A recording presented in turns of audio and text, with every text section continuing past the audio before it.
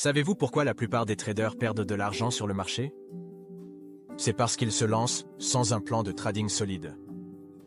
C'est pourquoi aujourd'hui, nous allons vous montrer une stratégie de day trading puissante.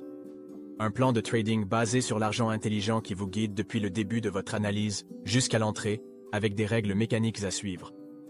Que vous ayez des difficultés avec vos entrées ou que vous subissiez trop souvent des pertes, cette stratégie vous donnera un avantage clair sur le marché.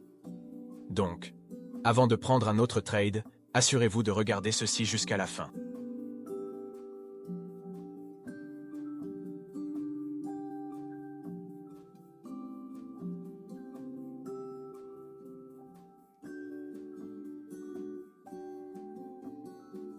Ce plan de trading est une stratégie de day trading, ce qui signifie que les traders ouvrent et ferment leurs positions dans la même journée et ne conservent pas leur trade pour le lendemain. Cette stratégie prévient les risques nocturnes et se concentre sur la capture des mouvements de prix à court terme. Les avantages du day trading par rapport au swing trading et au scalping sont résumés dans le tableau ci-dessous. Le day trading offre un équilibre entre le swing trading et le scalping. C'est donc un excellent choix pour les traders qui souhaitent des opportunités de trading fréquentes, sans les fluctuations extrêmes du scalping sur des périodes plus courtes ou les risques nocturnes du swing trading. Cela fonctionne également bien avec les concepts de l'argent intelligent, permettant aux traders d'appliquer des entrées précises basées sur la liquidité, les blocs d'ordre, les écarts de valeur équitables et les concepts de structure de marché. Pour exécuter des stratégies de trading efficacement, vous devez d'abord comprendre la dernière évolution des concepts de l'argent intelligent. Ces principes forment la colonne vertébrale de ce système, et votre succès dépend de leur application correcte sur le graphique. Commençons par l'offre et la demande. L'offre et la demande sont des zones sur le graphique où les traders ont pénétré sur le marché, provoquant un mouvement brusque du prix loin de ce niveau. Normalement, nous marquons le début de ce mouvement brusque comme les zones d'offre et de demande. Et nous nous attendons à ce que le prix rejette cette zone lorsqu'il y revient en raison du comportement des participants du marché. Cependant, il y a plusieurs facteurs clés à prendre en compte lors de l'identification des zones d'offre et de demande valides pour l'inefficacité du trading. La rupture de structure et la distance de poussée. Chacun de ces concepts sert d'indice crucial pour aider à confirmer la force et la fiabilité de la zone. L'inefficacité se produit lorsque le prix quitte une zone rapidement, créant un déséquilibre entre les ordres d'achat et de vente. Cet déséquilibre est identifiable grâce aux écarts de valeur équitables laissés entre les bougies consécutives. Ces écarts suggèrent qu'il y a un manque d'offre ou de demande à ce niveau, ce qui en fait un point de retournement potentiel. La rupture de structure, ou BOS, se produit lorsque le prix dépasse un niveau clé de support ou de résistance, indiquant un changement dans le sentiment du marché et confirmant la force potentielle de la zone d'offre ou de demande. Chaque fois que le prix casse un niveau de structure, cela signale une potentielle continuation de tendance. La distance de poussée fait référence à la distance à laquelle Price s'éloigne de la zone avant de revenir. Une distance de poussée plus grande signale souvent un rejet plus significatif, rendant la zone plus forte. En prenant en compte tous ces facteurs ensemble, vous pouvez identifier plus efficacement des zones d'offre et de demande à haute probabilité pour vos trades. Voici un exemple d'une zone de demande de haute qualité. Si nous traçons les lignes en zigzag sur le graphique horaire de l'euro-dollar, nous verrons des sommets et des creux marqués comme ceci. Le dernier mouvement impulsif répond à tous les critères d'une zone de haute qualité. Cela a créé un écart de valeur équitable, a rompu la structure de marché précédente et a poussé le prix plus haut d'une distance significative par rapport au mouvement précédent. Une fois que le prix revient dans cette zone, il y a une probabilité plus élevée qu'il rejette cette zone et continue à monter. Mais que se passe-t-il si le prix casse et clôture en dessous de cette zone de demande de haute qualité? Cela indiquerait que les acheteurs n'ont pas réussi à maintenir le niveau et que les vendeurs ont pris le contrôle. Cela signale que la tendance haussière est terminée et qu'un retournement potentiel est en cours. Donc, lorsque le prix casse un niveau de haute qualité comme celui-ci, nous pouvons dire avec confiance que la structure du marché a changé, et le momentum favorise maintenant les vendeurs. Cette condition est connue sous le nom de changement de caractère, signalant un changement dans le sentiment du marché. Le changement de caractère est valide, sauf dans deux scénarios courants. Parfois, les conditions de la structure du marché rendent ces changements invalides. Décomposons cela étape par étape. Juste ici, nous avons un creux majeur qui a déclenché cette rupture. Une rupture en dessous de ce niveau pourrait sembler être un changement de caractère valide. Cependant, si vous regardez du côté gauche, vous remarquerez quelque chose de crucial. Ce niveau s'aligne avec une zone de liquidité significative. Voici le deal. De nombreux traders ont précédemment ouvert des positions longues à ce niveau, plaçant leurs ordres stop juste en dessous. Qu'est-ce que cela signifie? Une énorme réserve de liquidité se trouve sous ce niveau, attendant d'être exploitée. Maintenant, l'argent intelligent le sait. Pour chasser ces ordres stop, il pousse souvent le prix vers le bas, balayant la liquidité avant de le remonter dans la même direction haussière. Voici le point clé. Lorsqu'un creux majeur se trouve dans un point chaud de liquidité, le franchir est souvent juste une saisie de liquidité, pas nécessairement un signal de retournement du marché. Dans ce contexte, nous ne pouvons pas classer cette rupture comme un changement de caractère valide. Si le prix réintègre la plage après le balayage de liquidité, cela crée une excellente opportunité pour une position longue. Pourquoi? Parce que la tendance générale reste haussière, la liquidité côté vente a été engagée, et la prochaine cible est la liquidité côté achat. En tant que trader de l'argent intelligent, notre objectif est d'entrer après que les ordres stop aient été déclenchés, lorsque le véritable mouvement commence. Maintenant, c'est juste une pièce du puzzle. Parlons d'un autre concept qui peut également invalider un changement de caractère, la mitigation des écarts de valeur équitables. En tant que trader de l'argent intelligent, identifier les FVG devrait être l'une des premières étapes que vous entreprenez lors de l'analyse d'un graphique, car ces zones agissent souvent comme des aimants pour le prix. Dans la plupart des cas, avant de poursuivre sa tendance, le marché se retire pour combler ces écarts. C'est pourquoi les FVG sont des zones critiques à surveiller. Ils sont les plus efficaces sur des périodes intrajournalières, comme les graphiques de 4 heures, 1 heure, ou même des périodes plus petites. Maintenant, c'est là que ça devient intéressant. Revenons à l'exemple précédent. Regardez de près le côté gauche, et vous remarquerez un écart de valeur équitable non atténué juste en dessous du creux majeur. Dans des scénarios comme celui-ci, le prix revient souvent à la zone FVG, pour combler l'écart. Ce retrait n'indique pas un véritable retournement, c'est simplement le marché qui se rééquilibre. L'essentiel. Vérifiez toujours le côté gauche du graphique pour les FVG non comblés. Cela vous aide à faire la différence entre un mouvement qui ne fait que combler un écart et un autre qui reflète un véritable changement dans le sentiment du marché. En faisant cela, vous pouvez éviter les faux signaux et rester en phase avec la vue d'ensemble. Avec tout cela expliqué, passons au sujet suivant. Offre ou demande. Qui est aux commandes? Identifier la direction du marché est la première étape pour analyser un graphique de prix. L'objectif est de déterminer la tendance et de voir si les acheteurs ou les vendeurs sont aux commandes. Trader en accord avec le côté dominant augmente la probabilité de succès. Comment fonctionne le système? Le système fonctionne sur des atténuations. Lorsque le prix atténue un niveau de demande, la demande prend le contrôle sur l'offre. Inversement, lorsque le prix atténue une zone d'offre, l'offre prend le contrôle sur la demande. Je sais que ça semble très basique, mais tout cela aura du sens dans une minute. Imaginez que le marché soit en tendance haussière, formant une série de sommets et de creux de plus en plus élevés. Chaque fois que le prix casse la structure à la hausse avec inefficacité, une zone de demande est créée. Ces zones de demande restent non atténuées jusqu'à ce que le prix y revienne, offrant des opportunités idéales pour traders avec la tendance dominante. Cependant, si le prix casse en dessous d'une zone de demande valide, cela forme un changement de caractère. Cela signale deux choses clés. D'abord, l'offre a pris le contrôle sur la demande. Et deuxièmement, une nouvelle zone d'offre valide a été établie. À partir de là, le prix continue de descendre, formant de nouvelles zones d'offre jusqu'à ce qu'il atteigne la prochaine zone de demande non atténuée. À ce stade, une bataille entre l'offre et la demande se produit. Parfois, cela entraîne une consolidation et un marché en range entre ces deux zones. Une cassure au-dessus ou en dessous de la plage déterminera quel côté prend le contrôle. Le prochain concept que nous allons explorer est celui des blocs d'ordre. Mais avant de continuer, si vous êtes un trader expérimenté désireux d'obtenir un financement, inscrivez-vous auprès de notre société de prop trading de confiance, Funded Next. Les blocs d'ordre sont des zones d'offre et de demande affinées sur le graphique où une pression d'achat ou de vente significative a émergé. Ces zones sont cruciales car elles représentent des zones où des traders institutionnels ou de grands participants du marché ont probablement pris leur position, entraînant le marché dans une direction spécifique. Nous identifions la première bougie qui a causé une zone de gap de valeur juste sur le graphique comme la zone de bloc d'ordre.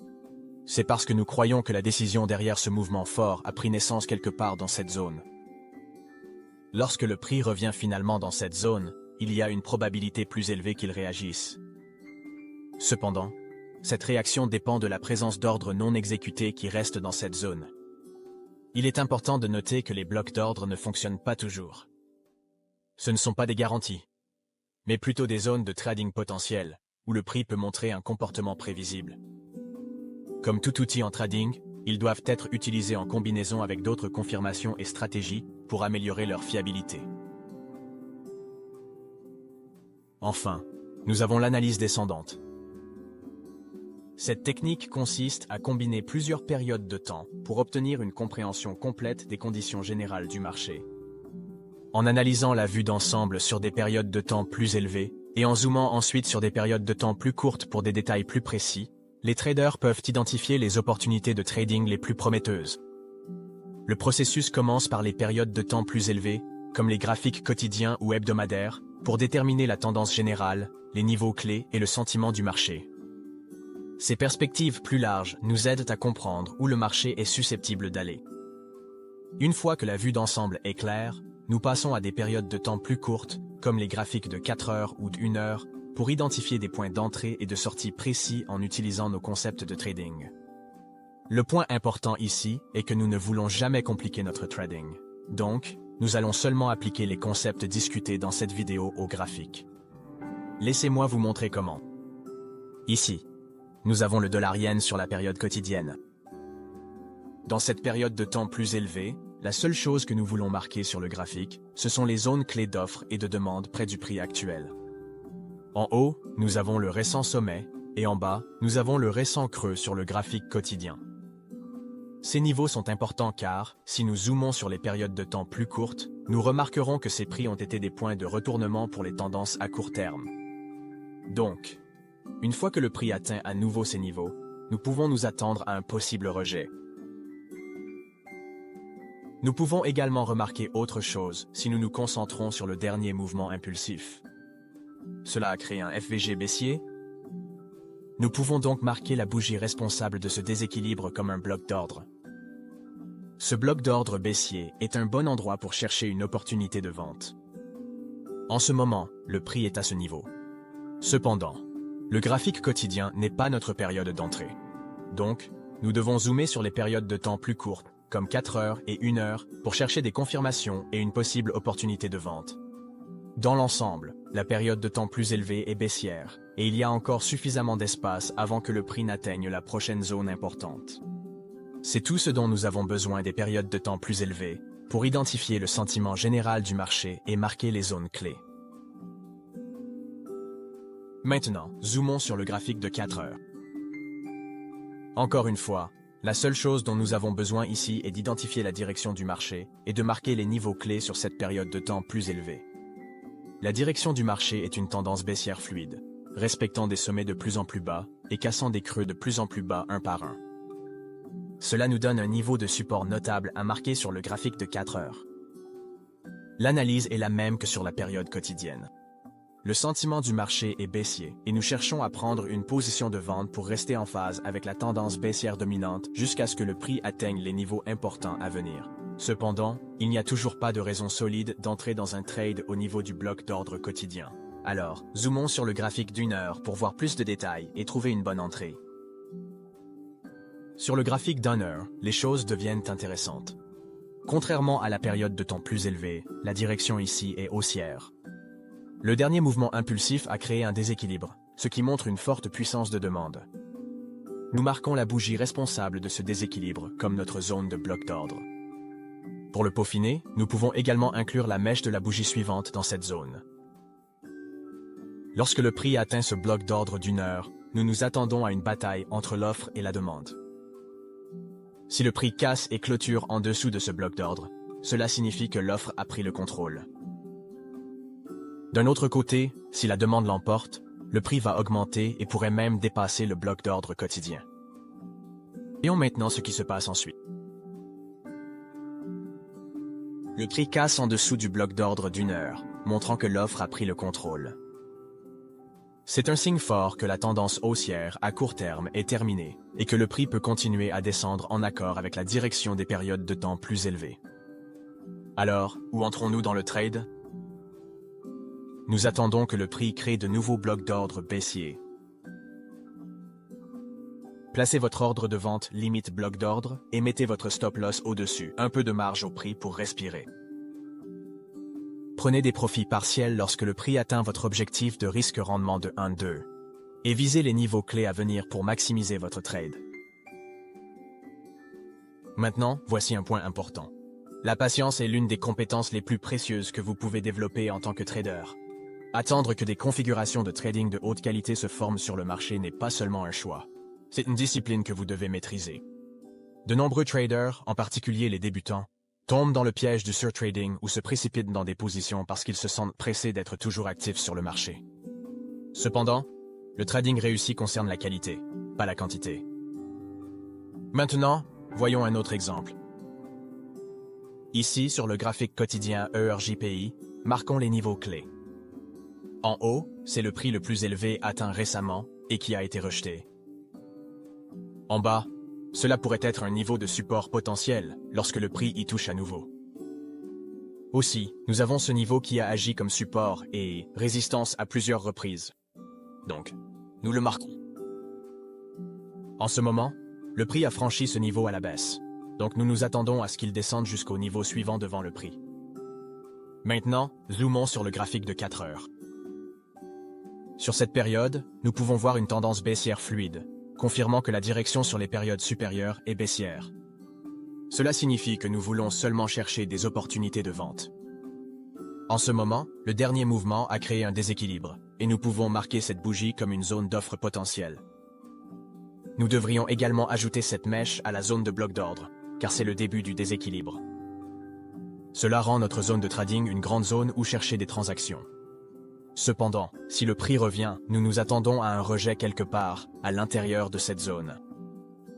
D'abord, nous attendons que le prix entre dans la zone, puis nous passons au graphique d'une heure pour le peaufiner et chercher des opportunités de vente.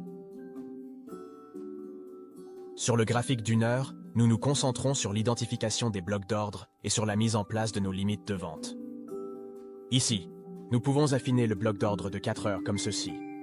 Cependant, nous ne pouvons pas encore prendre de position courte, car bien que la période supérieure soit baissière, la structure d'une heure est encore haussière.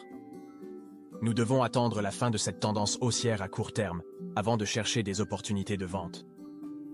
Maintenant, observons les mouvements de prix. À ce stade, le prix a confirmé un changement de caractère, signalant une inversion. De plus, il a formé un bloc d'ordre, que nous pouvons utiliser comme notre zone d'entrée. Avec à la fois la période supérieure et la période inférieure maintenant baissière, nous pouvons prendre une position courte en toute confiance. Le graphique d'une heure sert de période d'entrée dans cette stratégie, nous permettant de peaufiner nos transactions et d'obtenir des entrées plus précises. Cependant, si vous préférez aller encore plus loin, vous pouvez zoomer sur des périodes plus courtes, comme les graphiques de 15 minutes ou de 5 minutes, pour chercher des confirmations supplémentaires. Cela peut vous aider à entrer dans des transactions à un prix encore meilleur, améliorant ainsi votre ratio risque-rendement. Il est important de noter que dans cette analyse, nous n'avons pas pris en compte le volume des sessions, ni les événements d'actualité. Ces facteurs peuvent influencer considérablement les mouvements de prix, surtout lors des annonces économiques majeures ou des périodes d'activité élevées sur le marché. Incorporer le volume des sessions peut vous aider à identifier les moments où la liquidité est la plus élevée, augmentant ainsi la fiabilité de vos configurations de trading. De même, suivre les événements d'actualité peut vous aider à éviter une volatilité inattendue ou pourrait perturber votre transaction. Pratiquer ces concepts sur votre graphique améliorera certainement votre analyse graphique. Vous aider à comprendre les fondamentaux des mouvements de prix et à optimiser vos entrées de trading. Alors les gars, j'espère que cette vidéo vous a apporté de la valeur. Si c'est le cas, n'hésitez pas à écraser le bouton j'aime pour montrer votre soutien. Et si vous êtes nouveau ici, envisagez de vous abonner à notre chaîne. À bientôt, dans le prochain épisode.